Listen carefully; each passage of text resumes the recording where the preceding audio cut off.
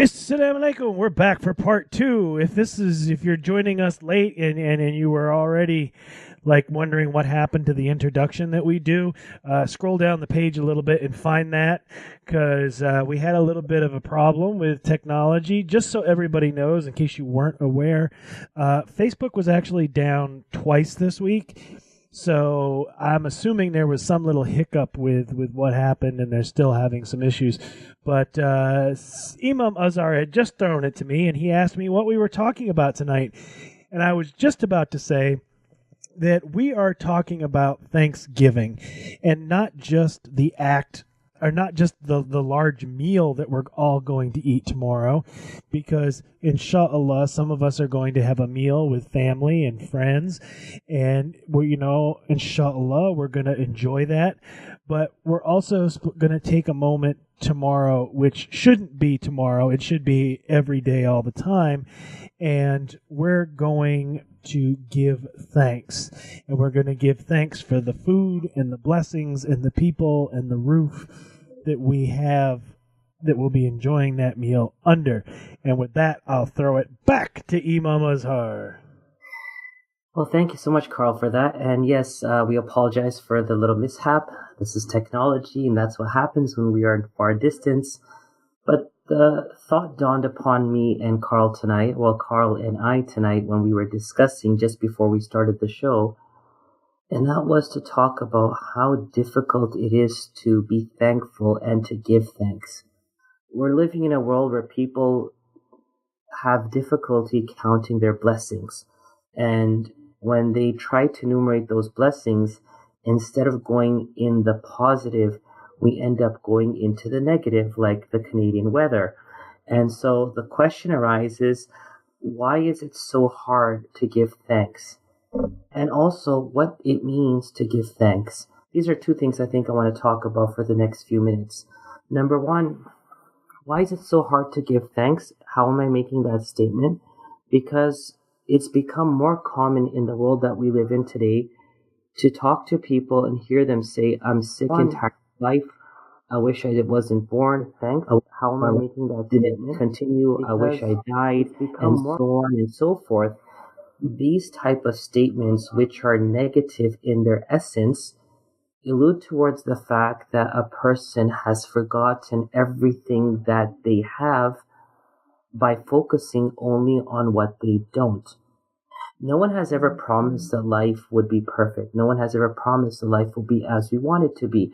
That has not been the history of the world that we live in today, nor is it going to be, it may not be an experience someone will be able to feel in the world tomorrow. Nevertheless, there are so many things that are positive in our life that it's imperative that we contemplate over those positive things in order to push away the negativity. So what we've termed today is giving thanks mission impossible has become an impossible mission because everything out there is negative, and it's becoming more and more difficult to hide behind the layers of fantasy, hoping that life is hunky-dory, but in reality we know it's not, and the people around us are figuring out it is not. So giving thanks for all the things that we have has to be revived by thinking about all the things that we consider by default to be part of who we are and what we should have. For example, a person it's seldom that we give thanks for life because we think by default we own it. We seldom give thanks for health because we by default feel we deserve it.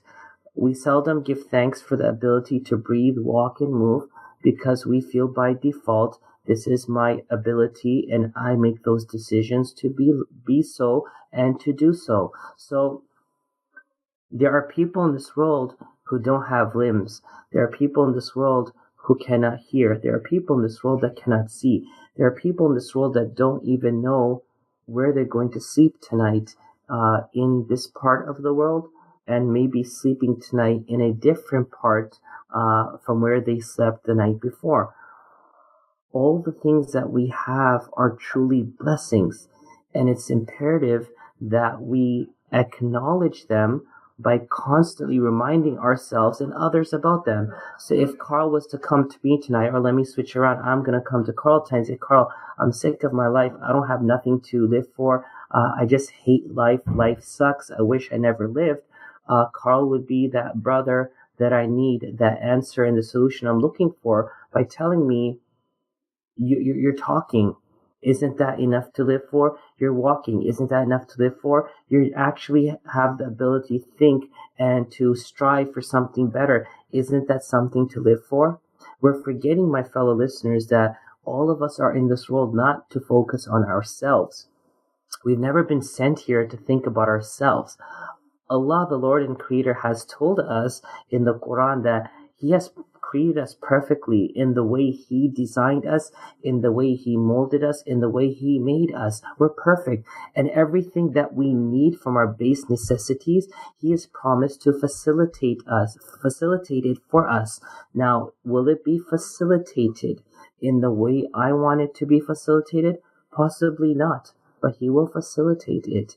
What am I looking the way I wish I looked? Am I of the height, the stature, the weight in proportion to the way I wanted? Maybe not.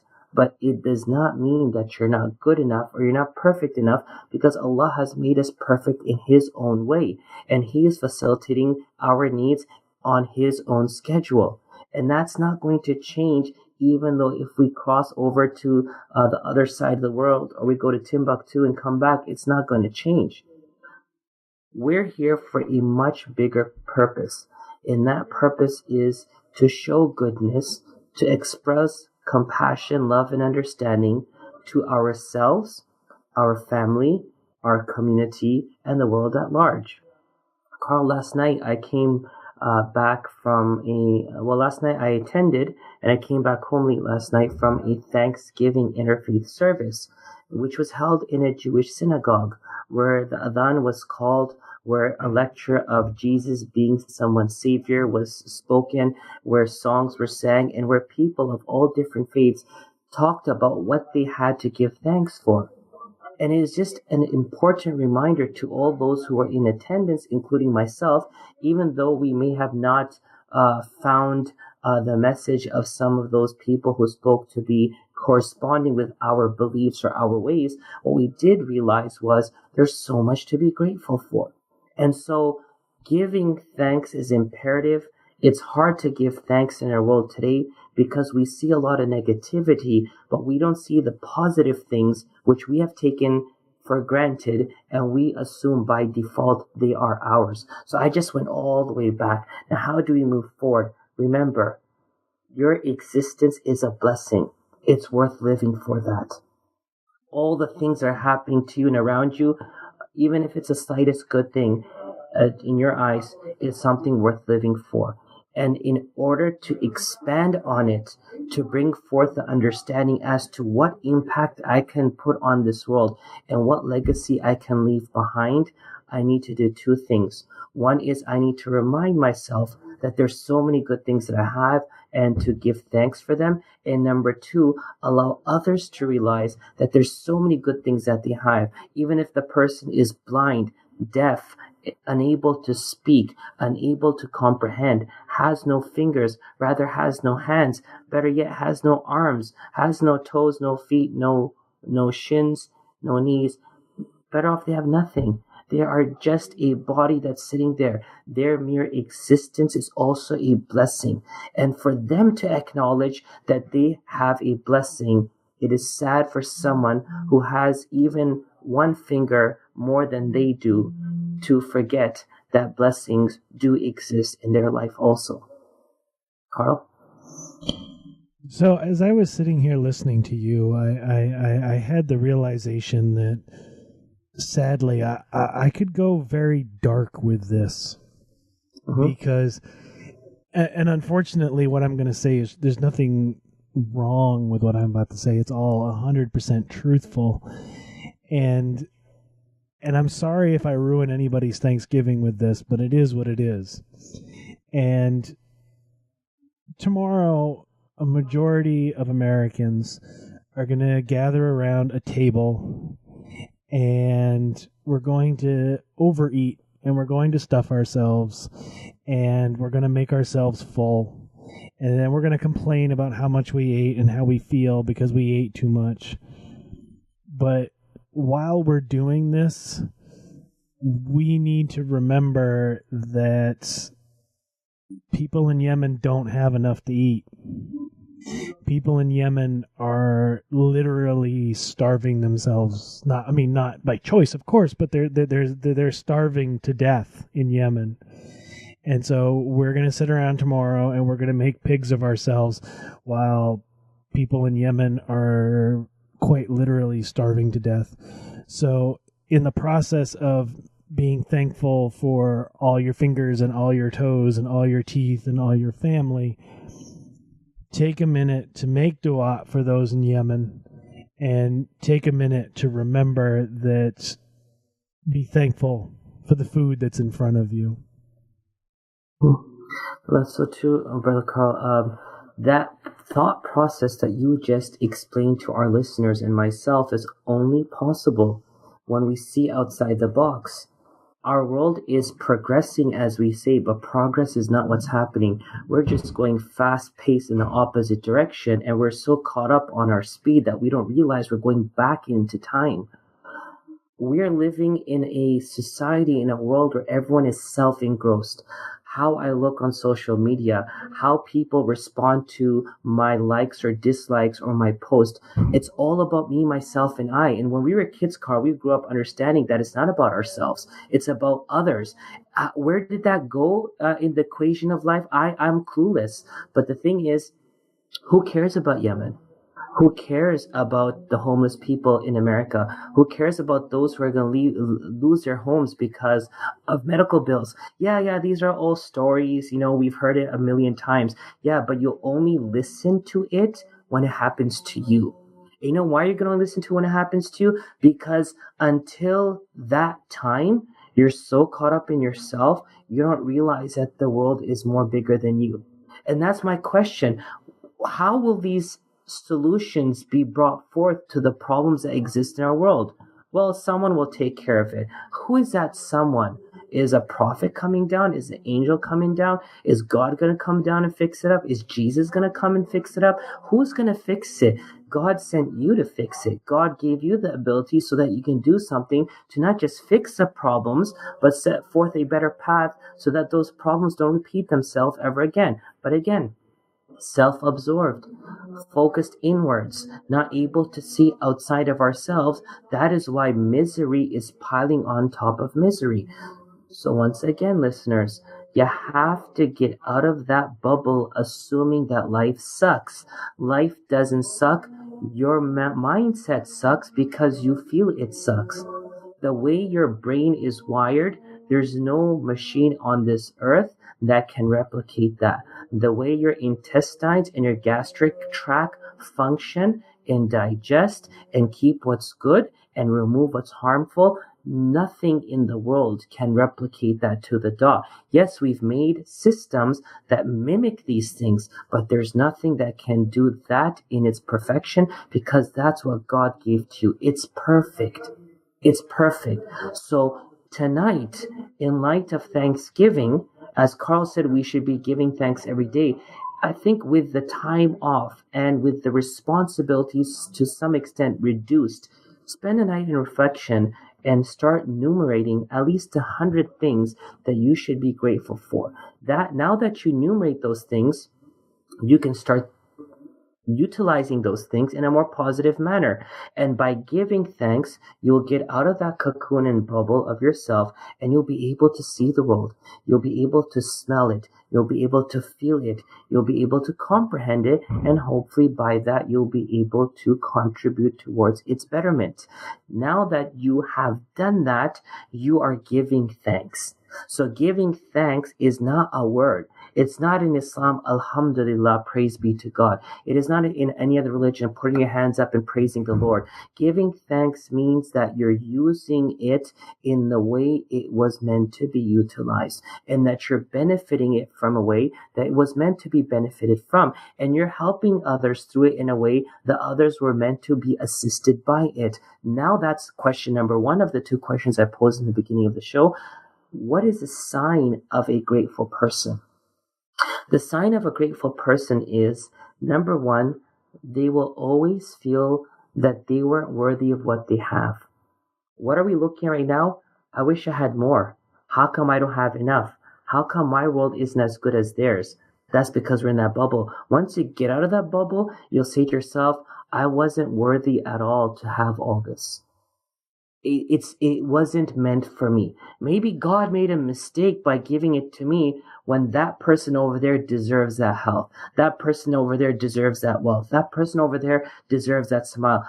I wasn't worthy of it, but God gave it to me. Number two, they will never hold on to anything as their own. They will use it, they will keep it, but they know it's transitional. Whatever you're wearing on your back today belong to someone else. Now you could say, I didn't go to a thrift shop and buy that, or I didn't go to a Goodwill shop and buy that. But one second, it used to be cotton. If it's a cotton shirt, and that cotton belonged to a merchant who purchased that.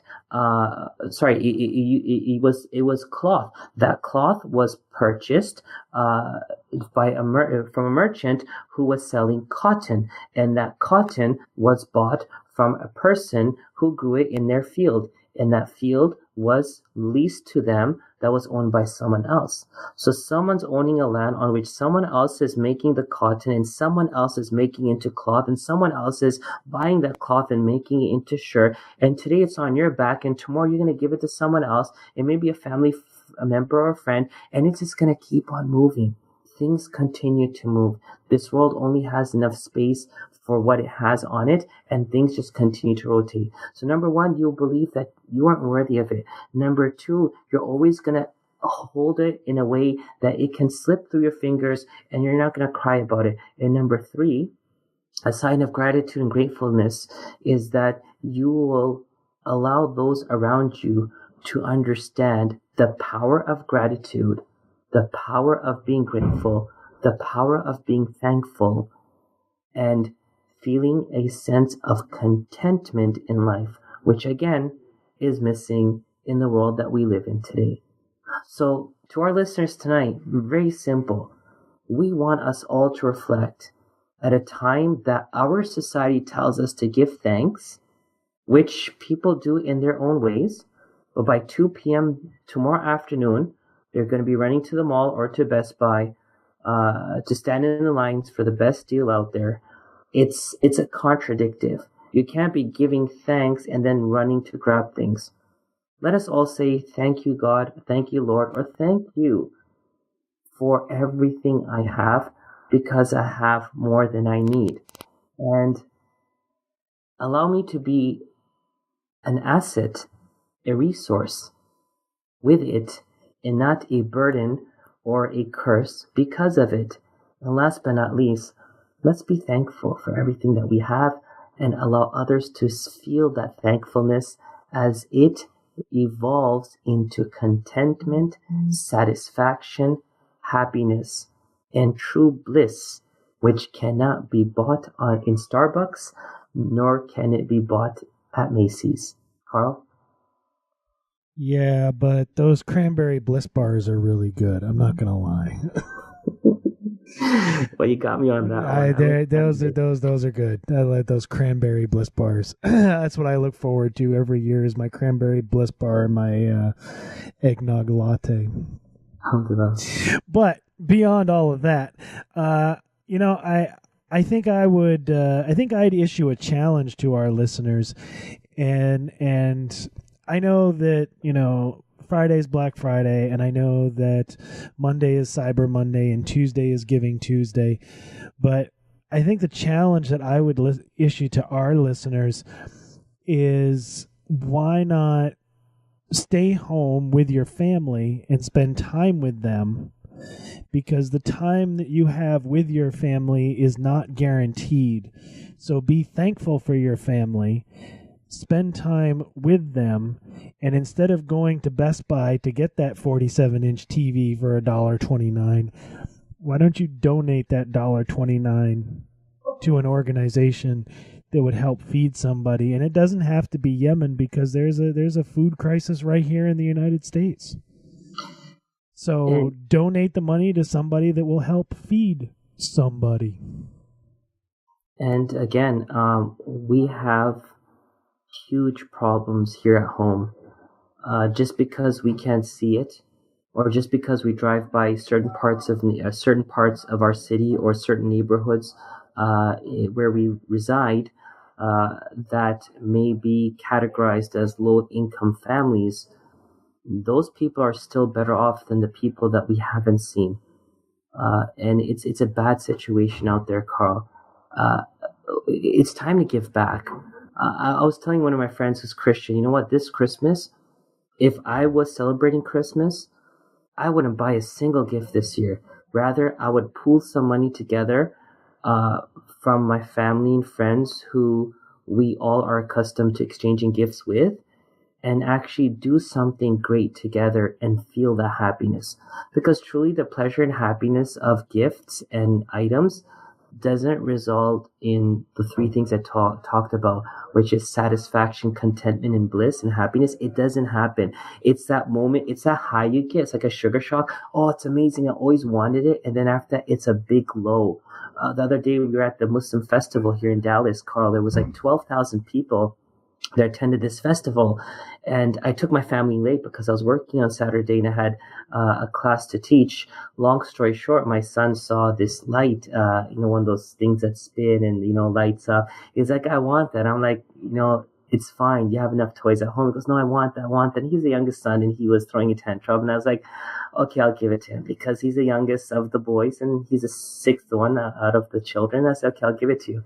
But I said to him that, mashallah, I told him that I promise you, once you get this, after 2 days, you're not even going to touch it. He's like, no, I want it. Then his sister tried to grab it from him. His other brother tried. He's like, no, it's mine. And so they had their fights for a good hour. But guess what, Carl? It's been Monday, Tuesday, Wednesday. It's been 3 days. It's been sitting in the same spot that it's been sitting in since yesterday. No one cares anymore. So toys, goodies, gadgets will come and go. But to put a smile on someone's face who didn't even expect a hot cup of milk or cocoa, you don't know what prayers they're going to come from their hearts that's going to affect your life. And I finish with this, Carl. The Prophet Muhammad, peace be upon him, said, verily you are sustained, and you are helped because of your weak ones. There was a culture that existed in the East till recently that people believed in their core that when you're helping someone, their prayers, their happiness is actually protecting your life, blessing your life, and giving you more. Even that is now fading away as time moves forward. So give someone else happiness and make their happiness your happiness this year. Ameen. And I know you've got someplace to be, so we will wrap this up. You know what might make somebody happy, somebody in your social circle, is sharing this podcast with them. So if you want to bring some joy into somebody's life, make sure you share this link with them. Share the page, share the YouTube page, share the Google Play link with them. Maybe that will bring some light into their life and, spark a conversation. And that's what friends do. They share. So we're asking you to go ahead and share this podcast with your friends, family, and neighbors.